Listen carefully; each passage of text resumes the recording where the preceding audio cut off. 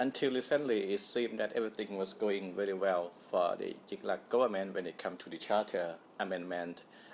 Parliament has been, the parliamentary term has been extended to accommodate a fast track process of this, and the government wished to see charter drafting assembly a compact one was granted, and all that was achieved with minimum confrontation between the government and the opposition. So everything seemed to be fine until recently.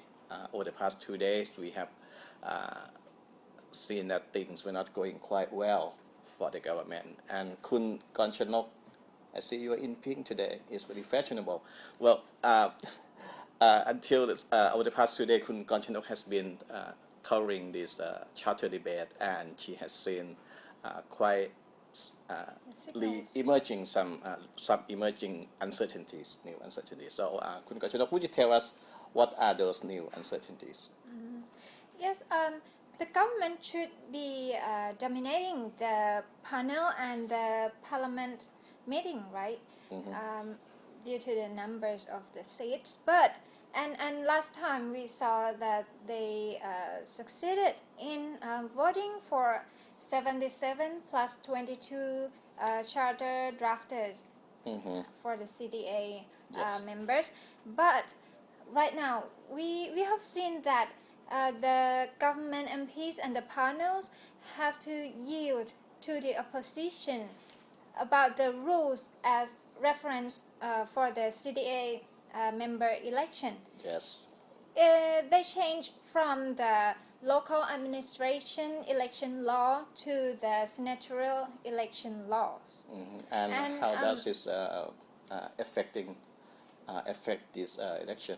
Yeah, the rules for senatorial election are more strict, and it would take longer time to finish the election of the CDA. Okay. And to avoid the tensions both in and outside the parliament, the government MPs have to be patient and let the opposition and the senators, the opposing senators, speak. And the meeting started, actually the second reading started from April 10th. Yes, but it's still going on at the moment. Yes, the Wednesday meeting was the 8th time, and we saw only 9 articles have been passed, while more than a dozen articles are waiting. Okay, to sum it up, what Kun Gonchanok just said, the current charter debate seems to be going on and on and on. We don't know, despite the fact that the government has extended this parliamentary session to accommodate a fast-track process.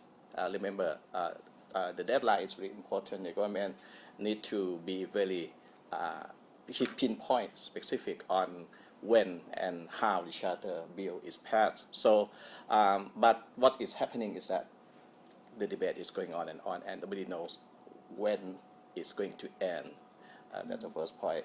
And the second point is that the government has to yield to opposition demand on the rules concerning the election of the CDA, which means that the election of the CDA could take quite some time, longer than expected.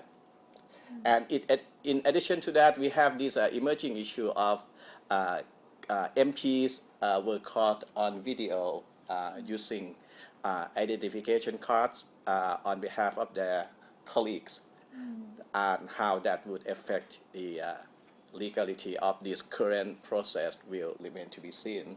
That's another major problem. As the parliamentarians have voted to pass each article of the law. So yes, and if it is proved that the vote was not done according to the law, there could be trouble.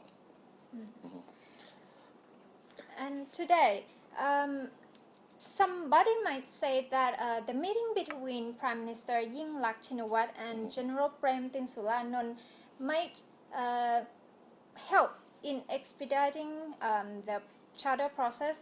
But in my opinion, I don't think so, because the opposition have been succeeding in delaying the meeting themselves by using the parliamentary process What about your opinion?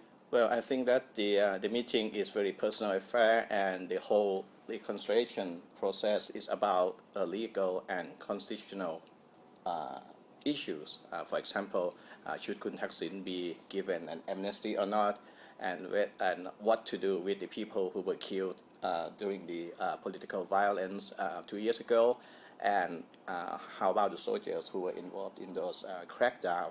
These are major legal and constitutional issues, and which have nothing to do at all with the meeting between Kun Yingluck and Prem Tinsuranont.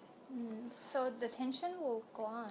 Right, but in the meantime, let's enjoy some football, because we have got confirmation that Kun Thaksin will be visiting England this weekend to watch the major derby game between Manchester City and Manchester United. So whether or not his being there will help Manchester City win the Premier League title remains to be seen.